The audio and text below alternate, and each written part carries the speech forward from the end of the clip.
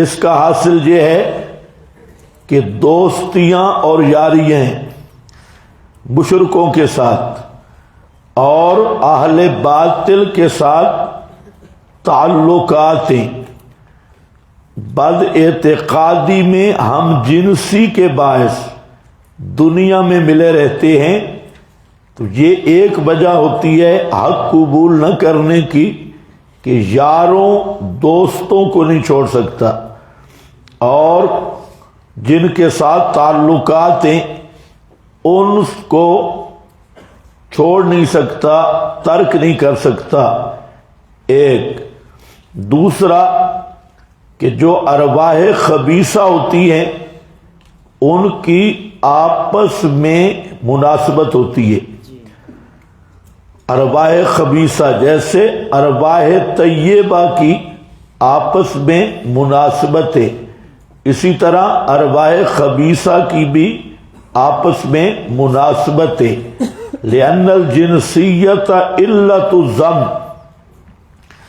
کہ جنسیت یہ ضم کی علت ہے۔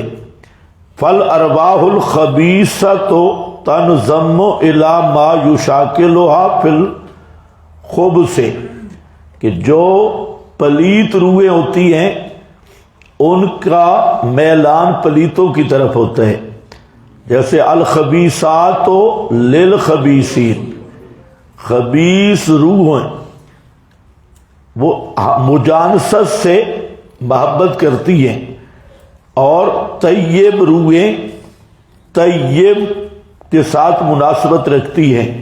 تو یہ جو مناسبت ہے طیبات کی خبیثات کی، وہ خبیث عادتیں بھی ہیں اور طیب عادات بھی ہیں، تو یہ مجانست اور مناسبت اس کی وجہ سے آدمی اکٹھے ہوتی ہیں۔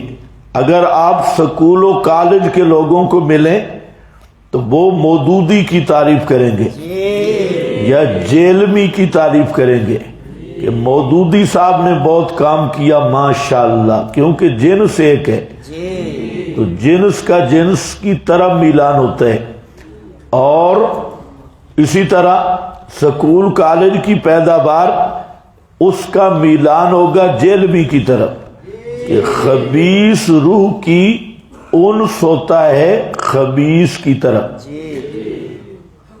اور مودودی خود جاہل تھا تو جہلاء کا میلان اس کی طرف ہوگا، وہ ایک دوسرے کی بولی سمجھتے ہیں، مزاج کی موافقت ہے۔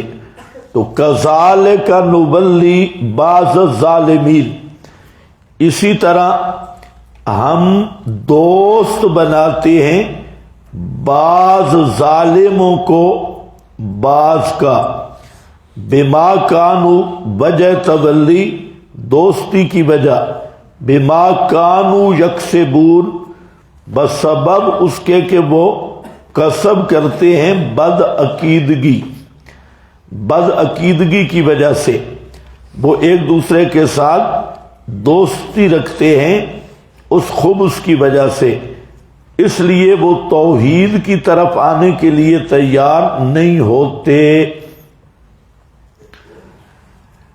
اس کا ایک معنی اور کیا گیا کہ کذالک نولی بعض الظالمین،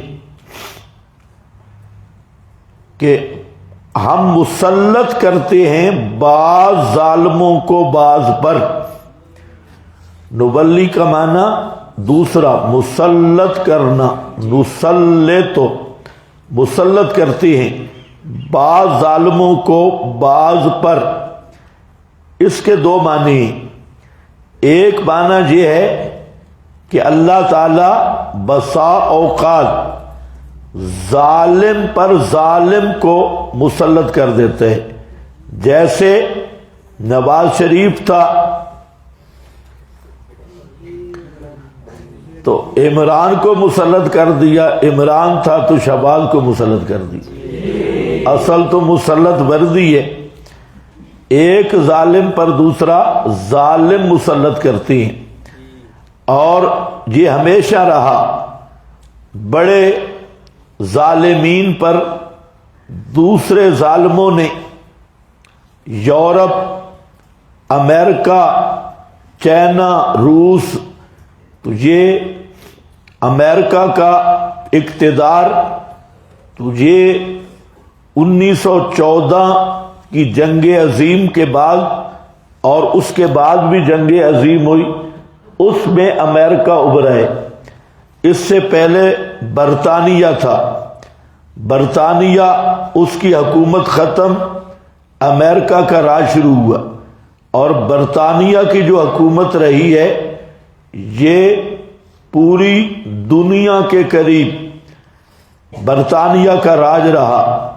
تو وہ ظالم ختم، امریکہ آ گیا، اب امریکہ ختم ہونے والا ہے، چائنا آ رہا ہے، چائنا اور روس۔ تو یہ بھی ایک ضابطہ رہا کہ نولی بعض الظالمین بعضا، لیکن اس سے ایک غلط مطلب بھی لیا گیا، اور وہ مطلب یہ کہ جیسی رعایا ویسے حکمران۔ تو یہ کوئی قاعدہ نہیں ہے، جیسی رعایا ویسے حکمران، یہ خطیبانہ بات ہے، کیونکہ رعایا صحابہ تھے، حکمران یزید تھا، تو حکمران یزید ہے، صحابہ رعایا ہیں۔ اسی طرح یہ کوئی ضابطہ نہیں ہے، کلیہ نہیں ہے۔ وَكَذَلِكَ نُبَلِّي بَعْضَ الظَّالِمِينَ بَعْضًا بِمَا كَانُوا يَكْسِبُونَ۔ تو میں نے عرض کیا کہ پہلا معنی جو مناسب مقام ہے یہاں دوستی والا معنی ہے، اور یہ عدم تسلیم کی ساتویں وجہ ذکر کی جا رہی ہے۔ دوستی مجانست کی وجہ سے مسئلہ حق نہیں مانتے۔ دوسرا کہ تسلط والا معنی، لیکن اس کے دو عنوان ہیں، ایک یہ ہے کہ بعض ظالموں کو ظالموں پر مسلط کرنا، تو یہ صحیح ہے۔ دوسرا اس سے یہ نتیجہ اخذ کرنا کہ عوام جیسی تو حکمران، ویسے اس کو ضابطہ کے رنگ میں لینا یہ صحیح نہیں ہے۔ کذالک نبلی بعض الظالمین، الآیت تدل علی ان الرعیۃ متی کانوا ظالمین فاللہ تعالی یسلط علیہم ظالما۔ تو اس کا میں کہہ رہا ہوں کہ یہ ضابطہ نہیں ہے، وہ حاشیے پہ موجود ہے۔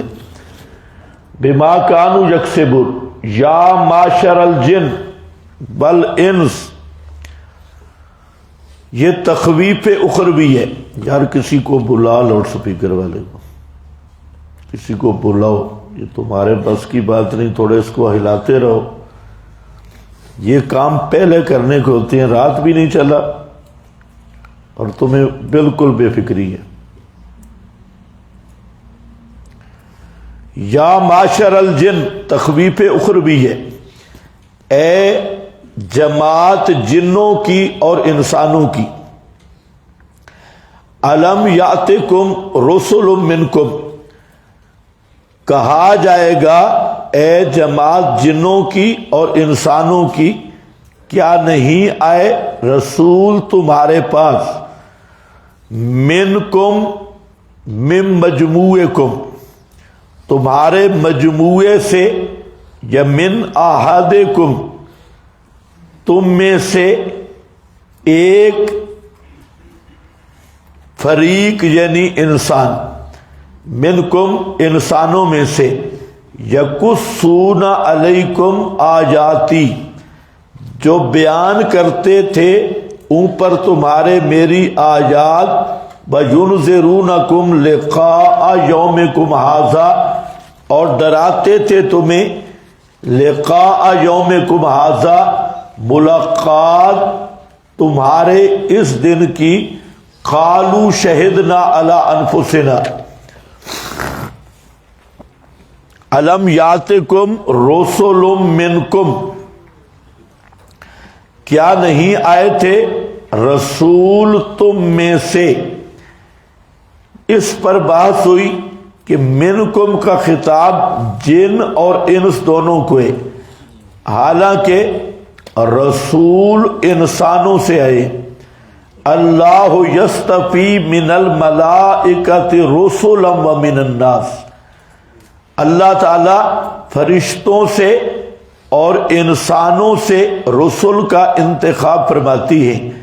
ما ارسلنا قبلک الا رجالا، اور اسی طرح اور بھی قرآن پاک کی آیات ہیں، اور جہاں منکم ذکر کیا گیا، بعض ضعیف روایات میں یہ مضمون وارد ہوا کہ جنوں کی طرف بھی نبی جن مبعوث ہوئے، لیکن ان روایات کا اعتبار نہیں ہے، سندن بھی اور درایتن بھی۔ قرآن پاک نے واضح کیا ہے کہ رسول نبی انسانوں کی جنس سے تھے، جنات کی جنس سے نہیں تھے۔ البتہ بعض نے کہا کہ رسول سے مراد یہاں مطلق منذرین ہیں، پیغام پہنچانے والے اور آگاہ کرنے والے۔ تو منذرین وہ جنات میں بھی ہیں، جیسے انسانوں میں منذرین اور دائی ہیں، اسی طرح جنات میں بھی ہیں۔ اور تیسرا جو جمہور کا محقق معنی ہے کہ یہاں منکم کا خطاب سے یہ من احدکم مراد ہے۔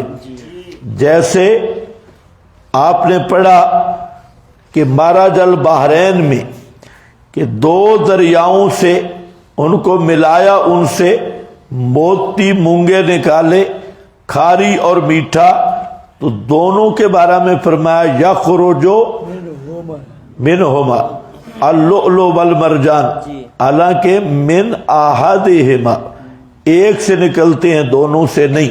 تو یہ خطاب ہوتا ہے مجموع کو، مجموعہ سے، اس لیے لم یرسل منہم الیہم رسول۔ ابن جریر ہے کہ جنات میں رسول نہیں بھیجا، وَلَمْ يَكُنْ لَهُ مِنَ الْجِنِّ قَطُّ، اور نہیں ہوا جنات سے کبھی بھی کوئی رسول مرسل۔ اِنَّمَا الرُّسُلُ مِنَ الْإِنسِ خَاصَّةً، رسول خاص کر صرف انسانوں میں آئے ہیں۔ فَأَمَّا مِنَ الْجِنِّ فَالنُّذُرُ، جنات میں نذیر آئے، ان میں رسول نہیں۔ وَمَانَ مِنْكُمْ فِي الْخَلْقِ وَالتَّكْلِيفِ وَالْمُخَاطَبَةِ، منکم کا معنی جنس نہ کرو، خلق اور تکلیف اور مخاطبہ کر لو، یعنی منکم جیسے تم مخلوق وہ بھی مخلوق۔ وَلَمَّا كَانَتِ الْجِنُّ مِمَّن يُخَاطَبُ، کیونکہ جن بھی ان سے ہیں جن سے خطاب ہے اور وہ خطاب کو سمجھتے ہیں۔ قَالَ مِنْكُمْ إِنْ كَانَتِ الرُّسُلُ مِنَ الْإِنْسِ، اگرچہ رسول صرف انسانوں سے ہے، تو قرطبی کہتا ہے تغلیب والا معنی لے لو، تغلیب، جیسے شمسین، قمرین، ابوین، تو مراد منکم تغلیباً خطاب کیا گیا ہے۔ اسی طرح بیضابی ہے، فرماتے ہیں کہ رسول من الانس خاصۃ لیکن لما جمعوا مع الجن فی الخطاب صح ذلک، خطاب دونوں کو ہے، مراد صرف انسانوں سے رسولوں کا آنا ہے۔ تو جب دونوں پارٹیوں کو خطاب ہو تو ان میں سے ایک بھی مراد ہو سکتا ہے، یعنی مجموعہ کو خطاب ہے۔ اور مجاہد نے کہا الرسل من الانس والنذر من الجن، معالم ہے۔ اسی طرح مدارک نے بھی کہا کہ یہاں جو خطاب ہے یہ ان دونوں کو ہے، لیکن ان کا نہ من احدہما، اور من جملتکم، ابن کثیر من جملتکم تمہارے مجموعہ سے، تو منکم سے من مجموعکم یہ معنی بہتر ہے۔ یقصون علیکم فریضۃ الرسل، رسولوں کا کام بیان کرنا، بیان کرتے اوپر تمہارے آیات میری، بینذرونکم یہ دوسرا فریضہ ہے، اور آگاہ کرتے تمہیں لقاء یومکم تمہاری ملاقات، ھذا اس دن کی، قالوا شہدنا علی انفسنا اقرار جرم، کہیں گے ہم اقرار کرتے ہیں، گواہی دیتے ہیں اپنی جانوں پر، وغرتہم الحیات الدنیا سبب جرم، اور دھوکہ دیا ان کو دنیا کی زندگی نے، وشہدوا علی انفسہم، اور ثمرہ غرت اس دھوکے کا نتیجہ کیا نکلا، شہدوا علی انفسہم گواہی دیں گے اپنے خلاف قیامت میں، انہم کانوا کافرین کہ بے شک وہ تھے کافر،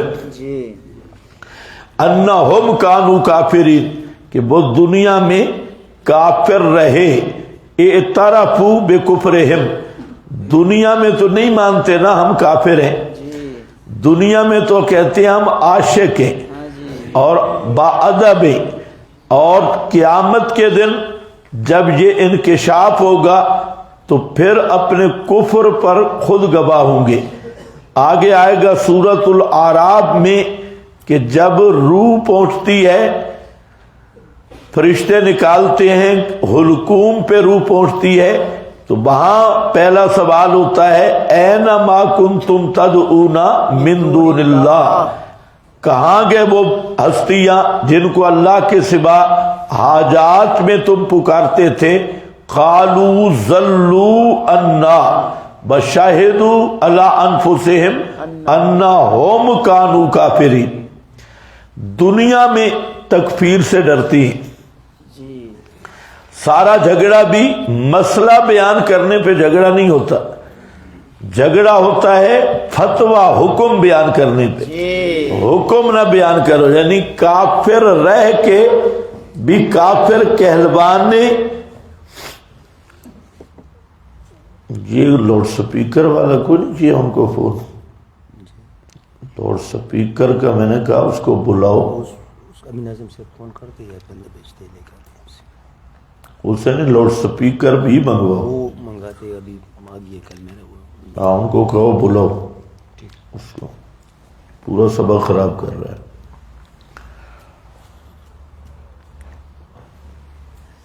غرتہم الحیات الدنیا، ہاں بھئی شاہدوا علی انفسہم انہم کانوا کافرین،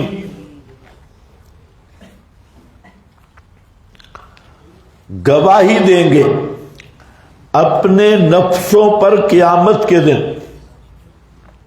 انہم کانوا کافرین، کافر رہ کر بھی کافر کہلانے پہ شرم آتی ہے، کافر رہ کر بھی کفر کو عیب سمجھتی ہیں۔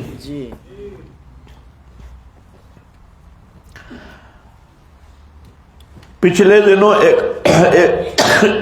ایک مذاکرہ میں عیسائی نے کہا کہ تم ہمیں کافر کیوں کہتے ہو؟ وہ لڑکا عیسائی ہے، کہتا ہے کہ تم ہمیں کافر کیوں کہتے ہو؟ ہم تو کافر نہیں ہیں، تو ہمیں آپ گالیاں نکالتے ہیں، ہمیں کافر کہتی ہیں۔ آگے جو بزرگ تھا تو وہ تعویلیں کر رہا تھا، نہیں ہم اس طرح کافر نہیں کہتے، ہم آپ کو کافر نہیں کہتے۔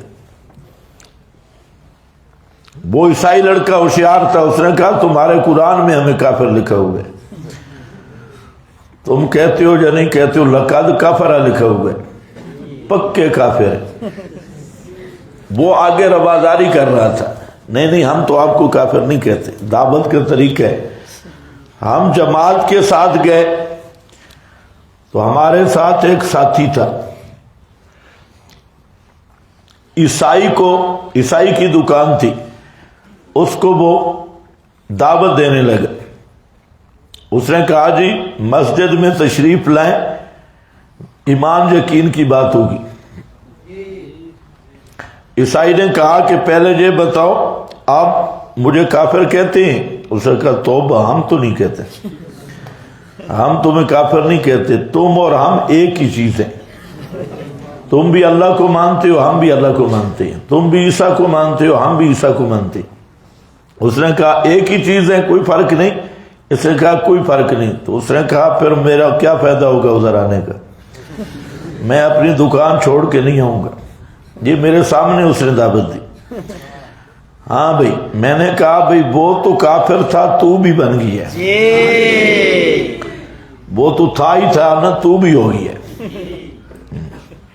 کافر نہیں کہتے، رواداری ہے۔ وَشَهِدُوا عَلَىٰ أَنفُسِهِمْ أَنَّهُمْ كَانُوا كَافِرِينَ ذَلِكَ أَن لَّمْ يَكُن رَبُّكَ مُهْلِكَ الْقُرَىٰ۔ ذَلِكَ کا اشارہ ہے، اشارۃ الی ما تقدم من بعثۃ الرسل الیہم، یہ رسول بھیجے، اللہ نے رسولوں کو بھیجا اور اتمام حجت کیا۔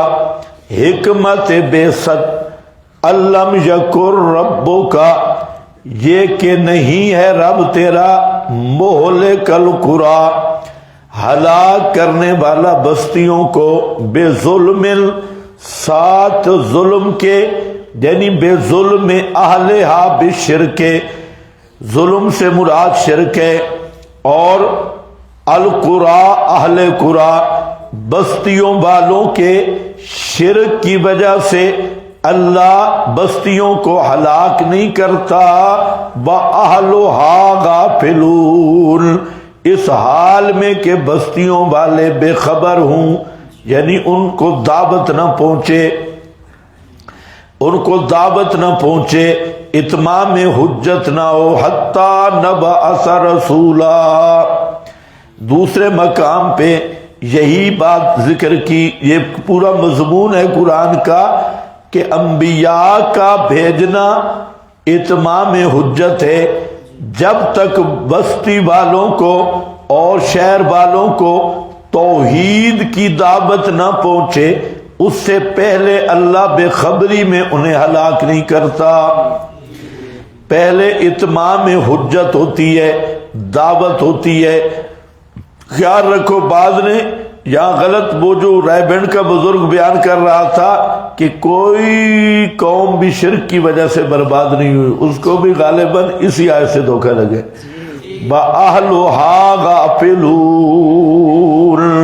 وَلِكُلٍّ دَرَجَاتٌ، اور ہر ایک کے لیے درجات ہیں، جن و انس، صالح طالح، کلن کا معنی ہر ایک، کون؟ ہر ایک، جن انسان، نیک بد، درجات، بس اس ہر ایک کے لیے کیا ہے؟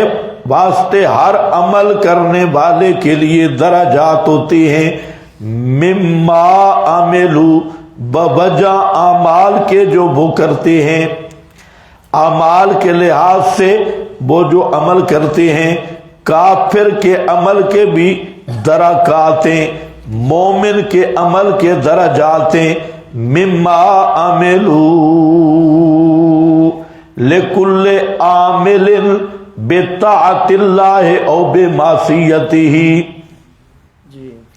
اوپر ہے لکل عامل بطاعت اللہ او بمعصیتہ، درجات، ہر عمل کرنے والا طاعت کی صورت میں یا معصیت کی صورت میں اس کے درجات اور منازلیں جو پہنچے گا اپنے عمل کے سبب ان درجات کو، اگر خیر ہے تو خیر ہوگی، اگر شر ہے تو شر ہوگا۔ اسی طرح اعمالہم صالحۃ کانت او سیئۃ، وہ اعمال صالح ہوں یا برے ہوں، فإن اعمالہم درجات فی انفسہا، اپنے ذات کے لحاظ سے ان اعمال کے مختلف درجات ہیں، اور جب اعمال کے درجات مختلف ہیں تو جزا کے مراتب بھی مختلف ہیں، جی درجات کے مطابق جزا ہوگی۔ تو اس لیے لِكُلٍّ درجات مما عملوا، آیت کا معنی سمجھے کہ ہر ایک، لِكُلٍّ میں جن انس دونوں داخل ہیں، پیچھے سیاق میں جنات کی بات ہو رہی ہے، تو اس لیے لِكُلِّ إِنسٍ وَجِنٍّ، ہر انسان اور جنات کے لیے درجات ہیں عمل کے، اور آگے درجات طاعت میں اور معصیت میں، اور ان درجات کے مطابق اجر ہے اور سزائے۔ تو اس آیت میں دلیل ہے کہ جنات بھی جنت جائیں گے۔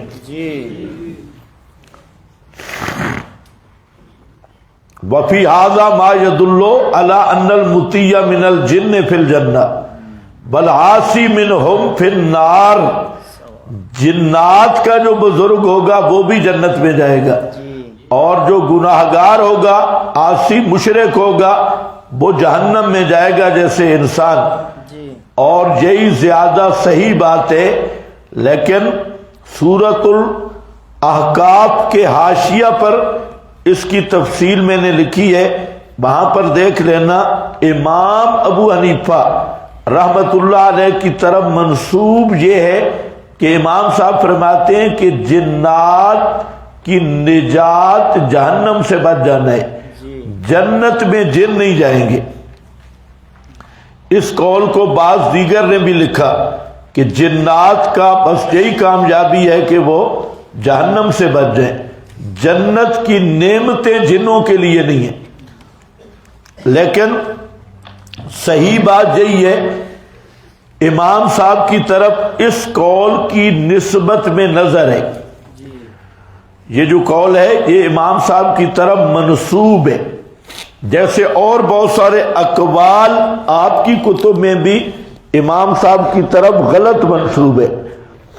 امام کا جو مذہب ہے وہ ظاہر الروایت ہے، کیل کال فقہ میں بہت ہوتی ہے، تو امام صاحب جیسا فقیہ یہ قول نہیں کر سکتا، کیونکہ ضابطہ جب جنات مکلف ہے اور طاعت اور معصیت ان کے حق میں بھی ایسے ہے جیسے انسانوں کے حق میں ہے، اور انذار اور تبشیر ان کے حق میں بھی ایسے ہے جیسے انسانوں کے حق میں ہے، ایمان اور کفر کا مکلف، عمل کا مکلف ہونا ان کے حق میں بھی ایسے ہے جیسے انسانوں کے حق میں ہے۔ تو پھر کم از کم ایمان کا اشتراک جیسے سورہ جن سے بھی ثابت ہے، احقاف سے بھی ثابت ہے، تو جب تو جزا بھی دونوں کو ہونی چاہیے، جنت کی بھی اور جہنم کی بھی۔ تو اس لیے بلے کل درجات کا معنی سمجھنے کے بعد یہ بات واضح ہو جاتی ہے کہ جنوں انس کے لیے طاعت معصیت کے درجات ہیں، جو عمل کرتے ہیں تو اس کے مطابق اجر اور جزا ملے گی۔ تو جنات جو نیک ہیں وہ بھی جائیں گے جنت میں، اصولی قاعدہ یہی ہے۔ امام صاحب رحمت اللہ علیہ پر کئی باتیں ہماری کتابوں میں درج ہیں، جیسے قرات بالفارسیہ، آپ کی درسی کتابوں میں ہے کہ امام صاحب کہتے ہیں کہ اگر کوئی فارسی میں قرات کرے تو یہ صحیح ہے، تو فارسی والوں کو اجازت ہے تو پشتو والوں کو بھی ہونی چاہیے۔ کوئی سرائکی میں پڑھے سورہ فاتحہ کا ترجمہ اور سورت کا یا انگلش میں پڑھے، کیونکہ غیر زبان میں، تو کہتے امام صاحب کے نزدیک صحیح ہے۔ اب اس کی توجیہ ماشاءاللہ زبردست کی ملا جیبن نے توجیہ ہو رہی ہے۔ توجیہ یہ ہے کہ چونکہ نظم عربی اس میں استغراق کی وجہ سے اور اس کے لطائف یہ بہت بلیغ ہے، تو جو توجہ اللہ ہے نا اس میں فرق پڑتا ہے، تو وہ قرآن کی فصاحت، بلاغت اور لذت اس میں لگ جائے گا، اور نماز کی حالت جو ہے نا وہ احسان والی ہے، کاننا کا طرح ہو، وہ استغراق نہیں رہے گا۔ تو امام صاحب چونکہ مستغرق فی بحر توحید تھے، سمندر توحید میں بالکل غرق ہو چکے تھے، اس لیے امام صاحب نے فرمایا کہ فارسی میں قرات کرنی چاہیے، وہ جائز ہے۔ توجیہ ماشاءاللہ کیسی توجیہ ہے کہ امام ابو حنیفہ نبی پاک سے بھی زیادہ بحر توحید میں مستغرق تھے، صحابہ سے بھی زیادہ بحر توحید میں مستغرق تھے، تو یہ کون سی توجیہ ہے ایسی گپ کی گپ؟ تو بات یہ ہے کہ امام صاحب نے یہ کب کہا ہے کہ قرات بالفارسیہ؟ یہ امام کے ذمہ لگایا گیا، اور یہ کذب علی الامام ہے، کیونکہ امام کو نہیں پتا تھا کہ قرآن میں آئے انا انزلناہ قرآنا عربیا فقرؤوا ما تیسر من القرآن، کہ ہم نے قرآن عربی نازل کیا، فقرؤوا ما تیسر من القرآن، قرآن قرات فرض ہے، جب قرات نماز میں فرض ہے تو قرات فارسی کو قرات کہتی ہے، قرات ہے قرآن کا پڑھنا، تو فارسی کو ترجمہ کہیں گے، قرآن نہیں کہیں گے، اردو کو ترجمہ کہیں گے، قرآن نہیں کہیں گے، انگلش یا پشتو یہ ترجمہ ہوگا، یہ قرآن نہیں ہوگا۔ تو باقی وہاں قرآن نظم معنی دونوں کا نام ہے، قرآن نظم معنی دونوں الگ الگ کا نام نہیں ہے۔ جیسے نور انوار والے نے الگ الگ کیا کہ انہو فی زبور الاولین، پہلے صحیفوں میں بھی قرآن تھا، تو وہ کیا تھا جی؟ معنی تھا، اور عربی قرآن نام ہے قرآنن عربیا، اور قرآن ہے النظم الدال علی المعنی، نظم الگ معنی الگ، اس کا نام قرآن نہیں ہے، صرف ترجمہ قرآن نہیں ہے، صرف کوئی لفظ آپ پڑھیں کہ یہی قرآنن کاف کو الگ کر دے، را الف حمزہ اس کو الگ کر دے، نون کو الگ کر دے، اس کا نام قرآن نہیں ہے، قرآن النظم الدال علی المعنی کا نام ہے۔ تو اس لیے قرات بالفارسیہ یہ کذب علی الامام ہے۔ پھر جی محشی نے اور چاند چڑھا دیے، اس نے کہا جی رجوع کر لیا تھا، تو اب بار توحید کہاں گیا؟ رجوع کر لیا توحید سے، اور یہ توحید سکھلائی کس نے ہے بھائی؟ یہ توحید کس نے سکھلائی ہے کہ قرآن حجاب بن رہا ہے؟ قرآن تو ہے ہی معرفت، قرآن ہی تو معرفت ہے، قرآن حجاب بن رہا ہے بندے اور رب کے درمیان۔ یہ تو ملا جیمن شکر ہے پہلے چلے گئے دنیا سے، جو قرآن کو حجاب قرار دے اور احسان کے خلاف قرار دے تو پھر تو مزہ آ گیا۔ ہاں بھائی، تو یہ اسی طرح وہ صوفیوں کی بات ہے، صرف ہمت، جو آج تک وہ عبارت بیچاری گلے کا کانٹا بنی ہوئی ہے، جو سید احمد بریلوی نے لکھی، شاہ اسماعیل شہید کے پیر اور مرشد نے، صراط مستقیم۔ تو یہ صراط مستقیم شاہ شہید کے ذمہ لگائی گئی، یہ شاہ اسماعیل شہید کی کتاب نہیں ہے صراط مستقیم، یہ کتاب ہے سید احمد بریلوی کی، اس کے ملفوظات تھے، اور یہ مرشد تھے سید اسماعیل شہید کے۔ اور تصوف میں جب آدمی جاتا ہے تو پھر کئی کرشمے کرامتیں ظاہر ہوتی ہیں.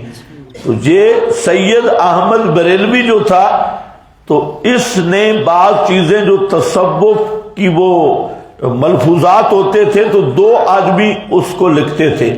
ایک حصہ شاہ شہید نے جمع کیا اور ایک دوسرے ہیں عبدالحی صاحب وغیرہ، انہوں نے جمع کیا.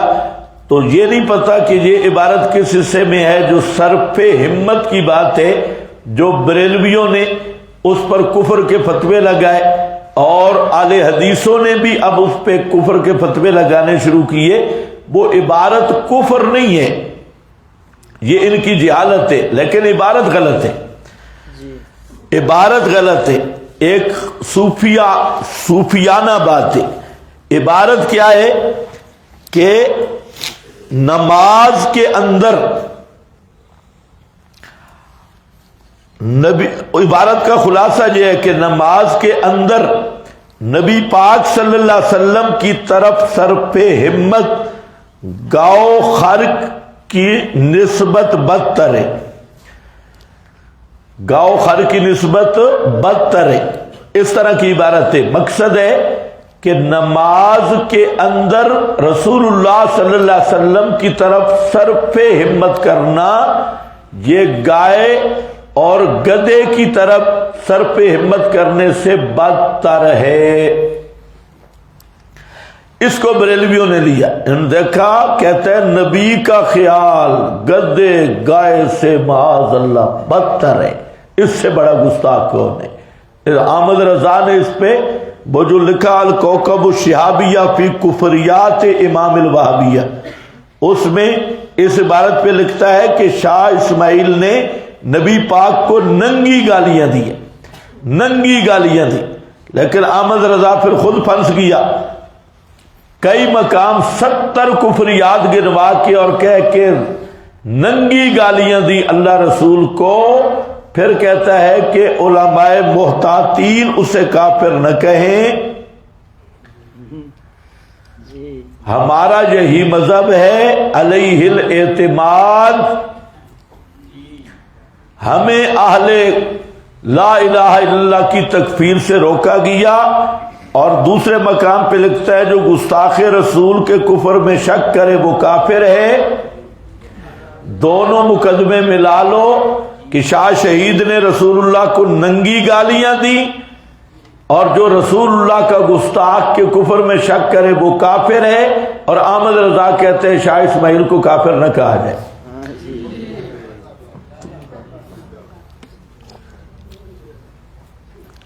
یہ بریلویت پہ اتنا بڑا بھاری پہاڑ ہے، آج تک اس کو ہلا نہیں سکے کہ احمد رضا نے اپنے کفر پہ خود تصریح کی ہے.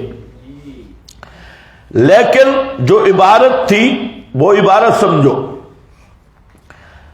وہ کہنا یہ چاہتا ہے صرف ہمت. صرف ہمت صوفیاء کی اصطلاح ہے، یہ اردو والا خیال نہیں ہے. اس کا مقصد یہ عبارت کا کہ اگر نماز کی جو حالت ہے یہ احسان کی حالت ہے، اس میں مقصود ہے محض توجہ اللہ اور استغراق کی کیفیت، احسان کی کیفیت یہ مطلوب ہے.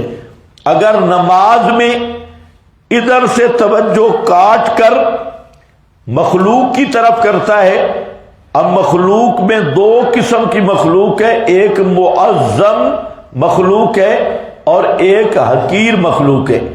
اگر حقیر کی طرف وہ اپنی ہمت کو لگاتا ہے تو اس میں چونکہ اسے دلچسپی نہیں ہے، اس کا خیال اس میں ہمت لگے گی نہیں، تو وہ اتنا نقصان نہیں ہوگا احسان کو. اور اگر کسی معظم شخصیت، محبوب شخصیت، محترم شخصیت کی طرف وہ صرف ہمت کرتا ہے اور اپنی توجہ ادھر مبذول کرتا ہے تو وہاں وہ توجہ مع تعظیم ہوگی اور اس میں وہ مشغول ہوگا تو وہ احسان کے درجے میں فرق آئے گا. تو گاؤ خان تو حقیر مخلوق ہے، اس کی طرف اگر کسی نے صرف ہمت کیا، صرف خیال آنا نہیں ہے، صرف ہمت کا معنی پوری توجہ مبذول کرنا. دوسری جگہ سے ہر طرف سے کٹ کٹا کے اسی کی طرف متوجہ ہونا. تو وہ کہنا یہ چاہتے ہیں اگر اس میں متوجہ ہوا تو توجہ ادھر نہیں رہے گی، احسان باقی رہے گا. اور اگر رسول اللہ صلی اللہ علیہ وسلم جیسی عظیم ترین، محبوب ترین، معظم ترین مخلوق کی طرف صرف ہمت کی تو آپ کی ذات ایسی معظم، ایسی محبوب اور ایسی پیاری ہے کہ پھر توجہ ادھر ہی رہے گی، اور ان تعبد اللہ کأنک تراہ والے احسان کی کیفیت نہیں رہے گی. بات یہ کی اس نے، ہم کہتے ہیں یہ صوفیانہ بات ہے. اس کا کیا ہے؟ پیغمبر کریم صلی اللہ علیہ وسلم کی طرف توجہ نماز میں ہوتی ہے. جب ہم پڑھتے ہیں التحیات للہ السلام علیک ایھا النبی پڑھتے ہیں تو آپ کی طرف توجہ نہیں ہوتی، آپ کی طرف توجہ ہوتی ہے. درود پڑھتے ہیں تب بھی آپ کی ذات اقدس کی طرف توجہ ہوتی ہے. تو انہوں نے سر پہ ہمت ایک اصطلاح استعمال کی. تو میں کہہ رہا ہوں کہ یہ اصطلاح غلط ہے، عبارت صحیح نہیں ہے، لیکن عبارت کو کفریہ کہنا یہ بھی صحیح نہیں ہے. جیسے ملا جیمن نے جہاں عبارت کی، ملا جیمن کی عبارت اور صراط مستقیم کی عبارت بالکل ایک جیسی ہے. ملا جیمن نے کہا کہ نظم قرآنی، توجہ ہے میری طرف، قرآنی نظم استغراق کے توحید سے مانے. اگر وہاں تکفیر ہے تو پھر ملا جیمن کی بھی کرنی پڑے گی، کیونکہ جو رسول اللہ کی طرف توجہ کو توجہ اللہ سے مانے قرار دے رہا ہے وہ اگر کافر ہے تو پھر جو نظم قرآنی کو توجہ اللہ سے مانے قرار دے رہا ہے وہ کیا بنے گا؟ آپ نہیں بولتے. اگر وہ عبارت کفریہ ہے تو یہ بھی کفریہ ہے، اگر وہ نہیں تو پھر یہ بھی نہیں. ہم کہیں گے وہ بھی صحیح نہیں، یہ بھی صحیح نہیں، لیکن وہ بھی کفریہ نہیں ہے اور یہ بھی کفریہ نہیں ہے. سمجھ گئے میری بات؟ بس صرف یہ ہے. وہ طالب الشیطان بزرگ، وہ ادھر ابو جہل قریشی کے ساتھ اس کا مناظرہ تھا، تو وہ اس عبارت میں پھنس گیا. قریشی مناظرے کا عنوان تھا گستاخ رسول کون. تو حنیف قریشی نے یہ عبارت پڑھی تو وہ جو لمبی داڑھی والا پاگل ہے، ابن جوزی نے لکھا جس کی داڑھی زیادہ لمبی ہو تو اوپر عقل کچھ بھی نہیں ہوتا. یہ ابن جوزی نے لکھا ہے، میں نہیں کہہ رہا. تو وہ جو بزرگ ہے طالب الرحمن، اب اس کے پاس جواب نہیں آیا. اس نے کہا کہ اسماعیل شہید اس عبارت پہ کفر کا فتویٰ لگائے کہ یہ کفر ہے، اور اسماعیل شہید اہل حدیث نہیں تھا، دیوبندی تھا، اس لیے کافر ہے. تو دونوں مناظرہ ہو رہا ہے، اور قریشی بھی کہہ رہا ہے، یہ بھی کہہ رہا ہے، دونوں کے دستخط ہو رہے ہیں کہ یہ کافر ہے، عبارت کفری ہے. تو جب یہ کہا تو تھا پاگل اس ابو جہل قریشی نے 5-6 حوالے نکالے کہ اسماعیل شہید کو اہل حدیث کہہ رہے ہیں کہ اہل حدیث تھا. اہل حدیث اکابر لکھ رہے ہیں کہ یہ ہمارا اہل حدیث تھا. اب اس کے پاس کوئی جواب نہیں تھا. تو خیر بہرحال میں عرض یہ کر رہا تھا کہ بہت ساری چیزیں ایسی ہیں جو امام کی طرف منسوب ہیں، لیکن یہ نہیں ہے کہ کہیں کتابوں میں امام کی بات آ جائے تو وہ امام کا مذہب بھی ہو. مذہب کی تحقیق الگ چیز ہے، اور جب تک مذہب امام ثابت نہ ہو تو خواہ کیجئے تعبیلوں کا کیا مطلب ہے کہ کان مستغرقن، ہاں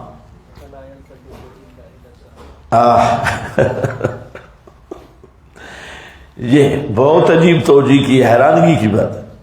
اچھا، جتنے انوار کے شارحین ہیں کسی کو نہیں سمجھے، سب نے مکی پہ مکی ماری.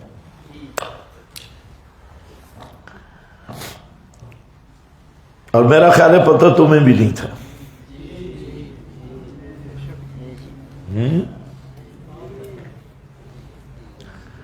بَلِكُلٍّ دَرَجَاتٌ مِّمَّا عَمِلُوا وَمَا رَبُّكَ بِغَافِلٍ، اور نہیں تیرا رب ذرا بھی غافل.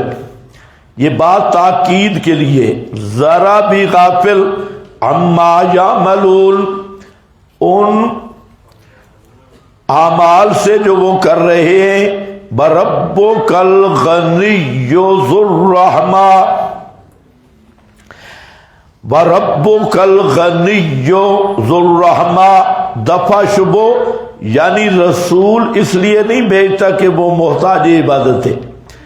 تیرا رب الغنی عن عبادہ و عبادتہم، تیرا رب غنی ہے عن عبادہ و عبادتہم، اپنے سب بندوں سے اور ان کی عبادت سے. ذو الرحمہ، وہ رحمت والا ہے، رحمت والا ہے، یعنی بعثت انبیاء احتیاجی کی وجہ سے نہیں ہے، یہ اس کی رحمت کا تقاضا ہے، اور وہ تمام مخلوق سے غنی ہے. غنائے مطلق ہے. ربک الغنی ذو الرحمہ، پوری توجہ سے بیٹھنا ہے. ربک الغنی حسر ہے، تیرا رب ہی غنی ہے اور کوئی غنی نہیں ہے. باقی سب محتاج ہیں، نبی پاک بھی محتاج ہیں. بعض جاہلوں نے کہا، صوفیوں نے، کہ اللہ بھی غنی ہے، نبی بھی غنی ہے. اور مطلب کیا؟ آگے مسئلہ آ رہا ہے امکان نظیر کا. تو وہ کہتے ہیں کہ نبی پاک صلی اللہ علیہ وسلم اللہ کے محتاج بھی نہیں معاذ اللہ. حالانکہ قرآن پاک میں یہ بار بار آ رہا ہے کہ ان اللہ هو الغنی یا ایھا الناس انتم الفقراء الی اللہ. اے لوگو، تو یا ایھا الناس کا خطاب تمام انسانوں کو ہے کہ تم سب کے سب فقراء الی اللہ بھی نہیں، الفقراء الی اللہ، یہ جمع پہ الف لام ہے، سب کے سب فقیر اور محتاج ہو اللہ کے. انبیاء بھی فقیر، امام الانبیاء بھی فقیر، سب کے سب محتاج، اور اللہ ہی غنی ہے اور کوئی غنی نہیں. تو وہ استدلال کر رہا تھا کہ وَوَجَدَكَ عَائِلًا فَأَغْنَا، وَوَجَدَكَ عَائِلًا فَأَغْنَا، اور اس کو کہو گدیا، یہ اغنا اور ہے. آپ کسی بھوکے کو روٹی کھلا دیں تو وہ بھوکا اللہ کا محتاج نہیں رہے گا. کسی کو پانی پلا دو تو وہ محتاجی سے نکل جائے گا، فقر سے. یعنی بالکل الٹے سیدھے استدلال.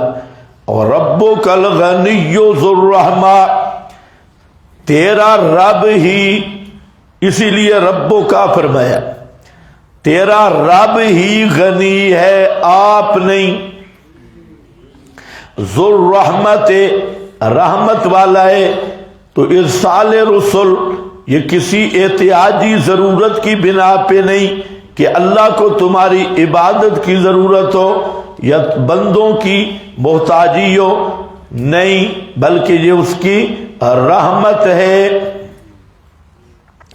لکھا ہے یا عبادی کلکم مذنب الا من عافیت، اے میرے بندو، حدیث قدسی ہے، اے میرے بندو تم سب مذنب ہو درجہ بدرجہ، الا من عافیت، مگر جس کو میں معاف کروں. فصلونی، پس مجھ سے مغفرت طلب کرو، میں بخش دوں گا واسطے تمہارے. ومن علم منکم انی ذو قدرت علی المغفرہ، جس کو یقین ہو کہ میں بخش سکتا ہوں تو وہ مجھ سے معافی طلب کرے بے قدرتی، میری اسی قدرت کے عقیدے کے ساتھ، غفرت لہ، میں اسے معاف کر دوں گا، وکلکم ضال، تم سب گمراہ ہو، الا من ہدیت، مگر جس کو میں ہدایت کروں، بس مجھ سے ہدایت طلب کرو، میں تمہیں ہدایت دے دوں گا، وکلکم فقیر الا من اغنیت، تم سب کے سب بھکاری ہو، مانگنے والے ہو، مگر جس کو میں عطا کروں، فصلونی، پس مانگا کرو مجھ سے اپنے رزق، روزیاں، اور میں تم سب کو روزیاں دینے والا ہوں، اور بس آخر تک پڑھتے جاؤ۔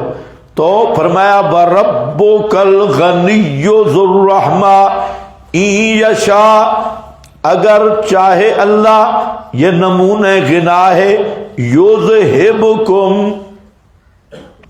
یُذْہِبْکُم، لے جائے تمہیں، ختم کر دے تمہیں، وَيَسْتَخْلِفْ مِن بَعْدِکُم، اور یستخلف، تمہارا آباد کر دے، یستخلف کا معنی آباد کر دے، من بعدکم، تمہارے بعد، ما یشاء، جس مخلوق کو چاہے، ما یشاء کما انشاءکم، یہ نظیر اذہاب ہے، این یشاء کے اوپر لکھا ہے نمونہ غنا، نمونہ غنا، کہ ما بھی حاجت الیکم، اللہ کو تمہاری کوئی ضرورت نہیں، کوئی تمہاری طرف محتاجی نہیں، اگر چاہے سب کو ختم کر دے، وَيَسْتَخْلِفْ مِن بَعْدِكُمْ، اور آباد کر دے تمہارے بعد جس مخلوق کو چاہے، جیسا کہ نظیر اذہاب، کما انشاءکم، جیسے پیدا کیا تمہیں، من ذریت قوم آخرین، اولاد قوم دوسری سے، دوسری قوم سے تمہیں پیدا کیا، اس لیے تمہیں چاہے ختم کر دے اور تمہارا خلیفہ بنا لے۔ توجہ ہے؟ ایک مسئلہ چلا تھا امکان نظیر، امکان نظیر، یہ مسئلہ تھا فضل حق خیر آبادی اور شاہ اسماعیل شہید رحمت اللہ علیہ کے درمیان۔ فضل حق خیر آبادی منطقی آدمی تھا اور منطق کا امام تھا، یہ بریلویوں سے پہلے کہے، احمد رضا بعد بھی۔ فضل حق یہ شاہ اسماعیل شہید کا ہم اثر ہے۔ تو مسئلہ یہ چلا، اکثر ضلالتیں اور گمراہیوں کا بنیاد منطق ہے، منطق اور فلسفہ کی کلامی بات سے یہ ذریعہ اضلال ہے۔ تو وہ جو فضل حق تھا وہ بھی منطقی تھا، اور آپ کو پتہ ہے کہ آدمی جتنا نیک بھی ہو، منطقی ہونا مستقل ایک ارتکاب کبائر ہے، جتنا متقی بھی ہو، صوفی بھی ہو۔ تو فضل حق نے یہ مسئلہ چلایا کہ نبی کریم صلی اللہ علیہ وسلم کی مثل کہو یا ثانی یا نظیر، یہ ممتنع بذات ہے، ممتنع بذات۔ ممتنع سمجھتے ہو؟ کوئی منطقی بیٹھے ہو؟ ایک ممتنع بذات ہے، ایک ممتنع بالغیر ہے۔ ممتنع بذات کا مطلب ہے کہ آپ کی نظیر اور ثانی اللہ پیدا کر ہی نہیں سکتا۔ ممتنع بذات جیسے اللہ تعالیٰ کا ثانی یا مثل ممتنع بذات ہے، تو اس نے کہا کہ رسول اللہ صلی اللہ علیہ وسلم کا مثل اور ثانی بھی ممتنع بذات ہے۔ توجہ ہے یا نہیں ہے؟ تھوڑا سا میں بیان کرتا ہوں جو بڑے ساتھی بیٹھے ہیں وہ سمجھے، سمجھ چھوٹوں کو بھی آئے گا۔ ممتنع بالذات کس کو کہتی ہے؟ جس کی نظیر ثانی ممکن ہی نہ ہو، اور ممتنع بالغیر کہ فی نفس ہی اس کا ثانی اور نظیر ممکن ہے لیکن کسی وجہ سے موجود نہیں، جی ہوگا نہیں، دوسری کوئی وجہ آ گئی۔ تو مابین نزاع یہ تھا کہ فضل حق کہتا تھا کہ نبی کریم علیہ السلام کی ذات کی نظیر ثانی ممتنع بالذات ہے، جیسے اللہ تعالی کا ثانی اور مثل ممتنع بالذات ہے۔ جی شاہ اسماعیل شہید فرماتے تھے کہ ممتنع بالذات نہیں، ممتنع بالغیر ہے۔ مطلب یہ ہے کہ اللہ تعالی نے نبی کریم صلی اللہ علیہ وسلم جیسی ہستی نہ دنیا میں پیدا کی نہ قیامت تک کرے گا۔ اللہ تعالیٰ ایسی ہستی پیدا نہیں کرے گا، تو یہ نہیں ہے کہ پیدا کر نہیں سکتا۔ یہ ایک مسئلہ چلا بڑا زوروں پر۔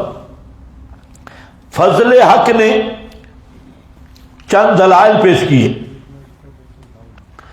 ان میں سے ایک دلیل یہ پیش کی کہ نبی کریم صلی اللہ علیہ وسلم کے متعلق اللہ کا وعدہ ہے کہ آپ جیسی ہستی پیدا نہیں کرے گا، تو وعدے کی خلاف ورزی نہیں ہو سکتی، تو لہذا آپ کی نظیر ممتنع بالذات ہے۔ یہ پہلی دلیل ہے فضل حق کی۔ اس کا جواب ہے کہ یہ جو آپ نے کہا اللہ نے وعدہ کیا، تو وعدہ اختیاری چیزوں میں ہوتا ہے یا غیر اختیاری چیزوں میں؟ وعدہ اختیاری چیزوں میں، تو یہ اللہ کا وعدہ کرنا خود بتا رہا ہے کہ یہ امتناع بالغیر ہے، امتناع بالذات نہیں۔ اگر امتناع بالذات ہو تو وعدہ کرنے کا کیا مطلب ہے کہ ایک آدمی یا کوئی انسان وہ کسی چیز پہ کرنے پہ قادر ہی نہیں اور وہ پھر وعدہ کرتا ہے میں نہیں کروں گا، تو یہ تو فراڈ ہے۔ ایک آدمی ایک کام کر ہی نہیں سکتا، مثلا آپ بیٹھے ہیں، آپ میں کوئی آدمی اڑ ہی نہیں سکتا اور آپ دوسرے سے وعدہ کریں کہ انشاءاللہ آج میں آسمان کی طرف نہیں اڑوں گا، تو یہ کیا کر رہا ہے؟ دھوکہ ہی دے رہا ہے، فراڈ ہی کر رہا ہے، اور ایسے تکے لگا، ایسے مداری بن رہا ہے۔ تو وعدہ اختیاری چیزوں میں ہوتا ہے، اللہ کا وعدہ ہے تو وعدہ جب ہے تو مطلب ہے اللہ قادر ہے۔ کچھ سمجھ آ گئی؟ بالکل میں ڈر ڈر کے تھوڑی سی آسان کر کے پیش کر رہا ہوں، یہ مشکل ترین بات ہے۔ ہاں بھی تو یہ امتناع بالغیر کی دلیل ہے وعدہ۔ دوسرا انہوں نے کہا جو سب سے بڑی دلیل دی، اور وہ یہ دی ہے کہ دیکھیں نبی کریم علیہ السلام خاتم النبیین ہیں، خاتم النبیین۔ اگر آپ کی نظیر اور ثانی ممکن ہو تو آپ پھر خاتم النبیین نہیں رہیں گے۔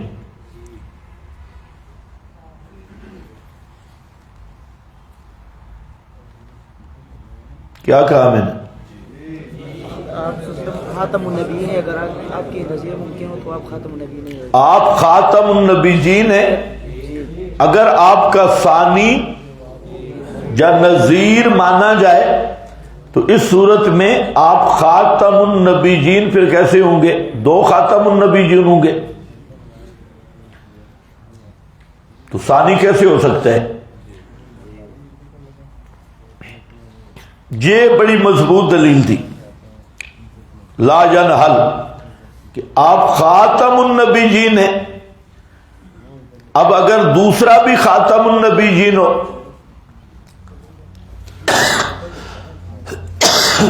نذیر تو تب بنے گا نا،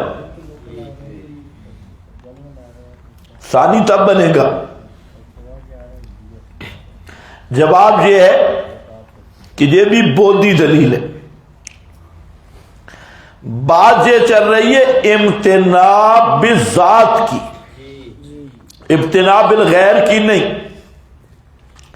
خاتم النبیین ہونا اگر اس سے امتناع بالذات ہے کہ نذیر ناممکن ہے تو پھر اول النبیین ہونے کی بھی نذیر ممتنع ہونی چاہیے.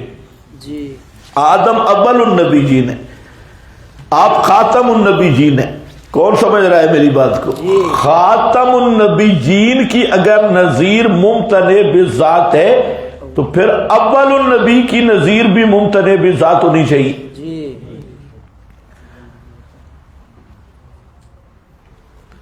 بھائی خاتم کی نذیر اس لیے نہیں کہ وہ خاتم نہیں رہے گا تو پھر اول کی نذیر بھی اس لیے نہیں کہ وہ اول نہیں رہے گا، پھر اوسط کی نذیر بھی اس لیے نہیں کہ وہ اوسط نہیں رہے گا. جی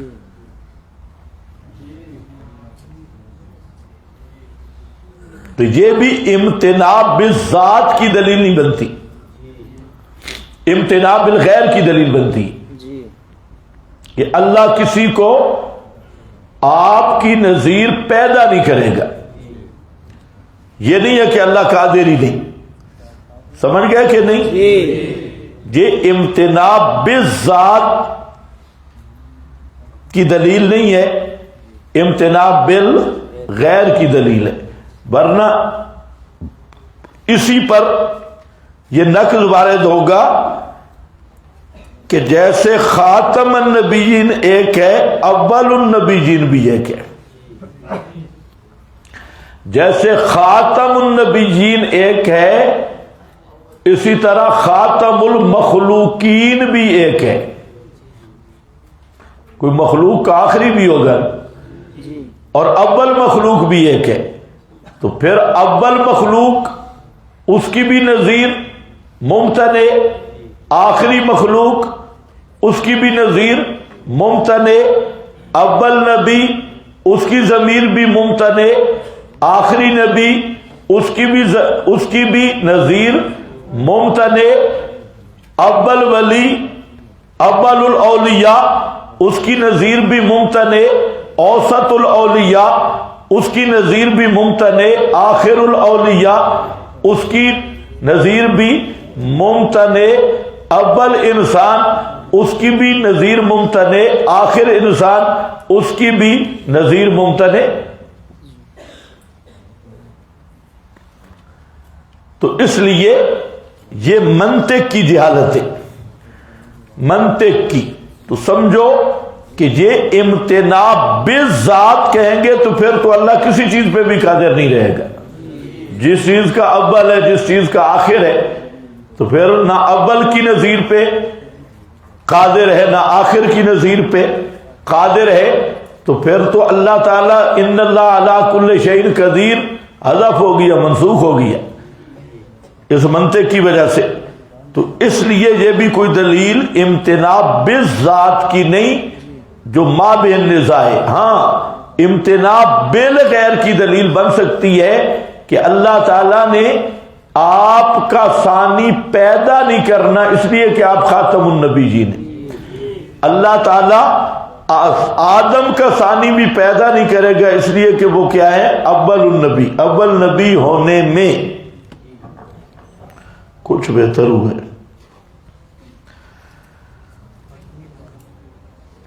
اول نبی ہونے میں میری طرف توجہ ہے یا نہیں؟ یہ دوسری دلیل تھی جو لا ینحل ہے. کس کو سمجھ آئیے؟ اچھا. تیسری دلیل وہ بھی عقلی ہے. وہ کہتے ہیں جی ایک گلدستہ ہے، اس گلدستہ میں ہزاروں پھول ہیں، ان پھولوں میں افضل ایک ہوگا، سب پھولوں سے افضل ایک ہوگا. تو یہ پورا عالم ایک گلدستہ ہے، اور اس میں بالاتفاق افضل امام الانبیاء ہیں. اگر کوئی دوسرا آپ جیسا نظیر اور ثانی پیدا ہو سکتا ہو تو پھر آپ افضل نہیں رہیں گے. تو یہ تیسری دلیل ہے. ایک گلدستہ ہو پھولوں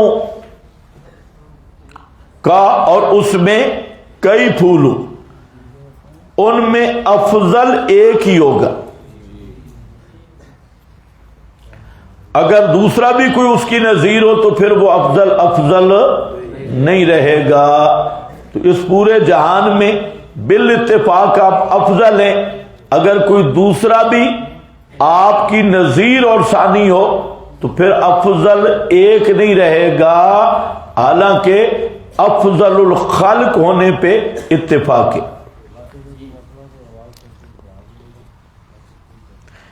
تو ہم کہتے ہیں یہ بھی امتناع ذات کی دلیل نہیں ہے، کیونکہ یہ بھی ممکن ہے کہ ایک گلدستہ میں یہ جو بے شمار پھول ہیں تو یہ ممکن ہے کہ دو پھول ایک جیسے ہوں.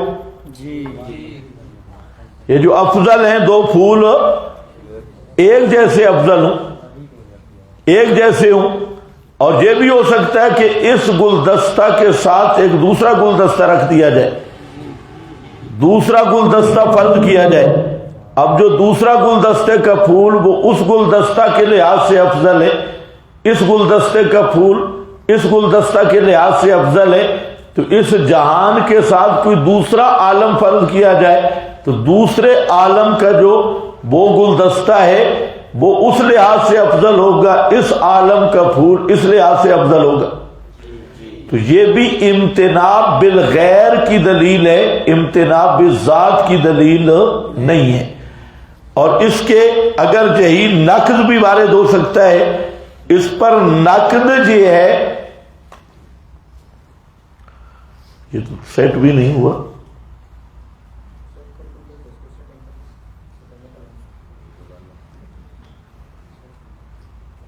کس طرح مطلب مسئلہ؟ یہ بہت زیادہ مسئلہ. یہ دیکھو اتنی دھڑک نہیں چاہیے اور آواز صاف چاہیے. یہ تو پہلے سے بھی خراب ہوئے. اب کیا کریں؟ یا آپ وہ مشین لگا دیں ان کو، مشین میں کوئی مسئلہ ہے تو. ابھی کیا کریں؟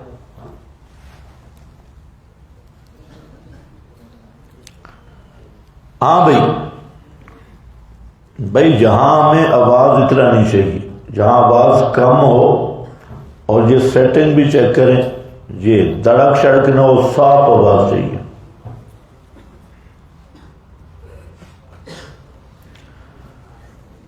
آواز صاف ہو، گلا نہ کھینچے.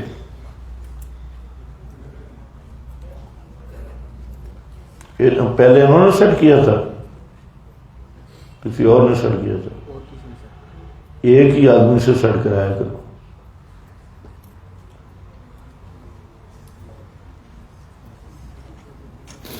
ہاں بھائی. اور اس پر نقض بھی ہے کہ اس کے مقابل اگر ایک گلدستہ ہو اور اس میں سارے گھوبی کے پھول ہوں، یا اس گلدستہ میں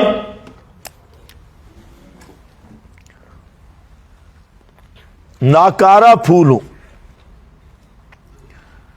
اور ان میں ایک بدتر ناکارہ ہو، سب سے زیادہ ناکارہ، تو کیا اس ناکارہ کی بھی نظیر ممتنع ہوگی؟ جیسے جہان ایک ٹوکری ہے، اور اس کے جو برے پھول ہیں ان میں شیطان بدتر ہے، سب سے زیادہ بدتر ہے. تو اب شیطان کی بھی نظیر ممتنع بذات ہو جائے گی. تو یہ تو اس پہ یہ نقض آئے گا کہ جس طرح ادھر افضلیت کے لحاظ سے ایک درجہ ہے تو ادھر بدتر ہونے کے لحاظ سے بھی تو ایک درجہ ہے. تو پھر تو شیطان کی نظیر بھی ممتنع بالذات بن جائے گی.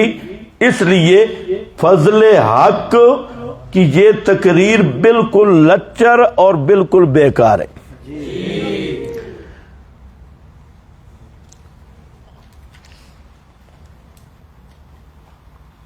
سمجھ گئے یا نہیں؟ یار اس کو سیٹ کر لو نا، پھر ہم سبق شروع کرتے ہیں. اس کو سیٹ کر لو، ہونا کوئی بھی نہیں نیا